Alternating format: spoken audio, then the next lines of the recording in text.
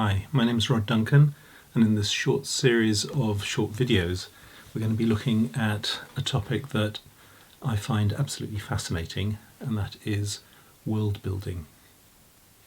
Now, world building is usually defined as being the process of creating an imaginary world, usually for use within some kind of artistic project, and typically within the science fiction or the fantasy genres. But I think it's actually more widely applicable than that, and I think it has a lot to tell us, whatever form or genre we're writing in, and even if we are creating works of non-fiction, I believe it still applies. And that may sound counterintuitive. After all, we're building a world, and if it's non-fiction, then surely that world is already out there. It has an objective reality. But if you bear with me, I'll explain what I mean over this series of videos. Now, there are a couple of caveats you should be warned about before embarking on this journey. One is just that I take a somewhat different and wider definition of world building than most people. And so if you want the standard explanation of what world building is, probably this may not be the place to start. The second caveat is that we're going to be looking at the way these things work. We're going to be looking under the surface and figuring out the mechanics of things. Now, if you're a fan of science fiction and fantasy worlds, for example, and you want to enjoy the same immersive experience that you've always had, then perhaps you don't want to know about the mechanics of world building. Perhaps that will have your immersion somewhat changed. Now, it might be a change for the better. You might find that you're enjoying your new understanding of the whole thing, and it adds layers of appreciation to these works of art. Or you could find that it's perhaps not what you want. So it's up to you. But I do warn you from the start, we are looking behind the curtain. We are looking under the surface.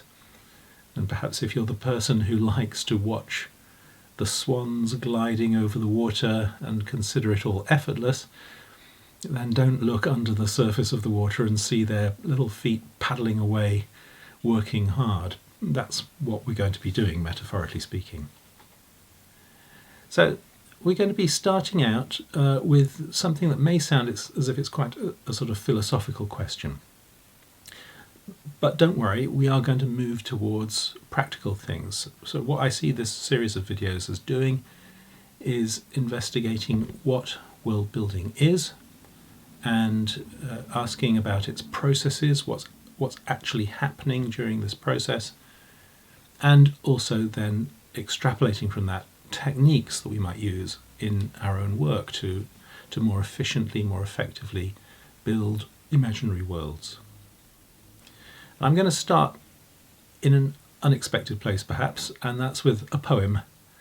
It's with a very famous poem written in the 17th century by the poet Matsuo Basho. And it's been translated many times. What I'm going to give you here is a sort of amalgam of a number of those translations. And it goes like this: The old pond, a frog jumps, the sound of water. That's it. Simple as that. The old pond, a frog jumps, the sound of water. So in those few words, Matsuo Basho is evoking for us a moment and a place. And my question for you to think about before moving on to the next video is this: is there any place for world building in the process of this poem?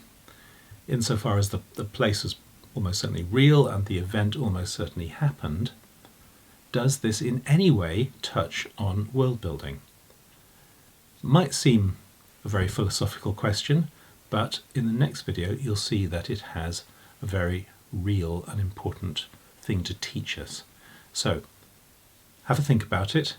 If you have enjoyed this and if you feel positive about it, do please click on the thumbs up button, and if you haven't already, please do subscribe to the channel, and I'll see you in the next video.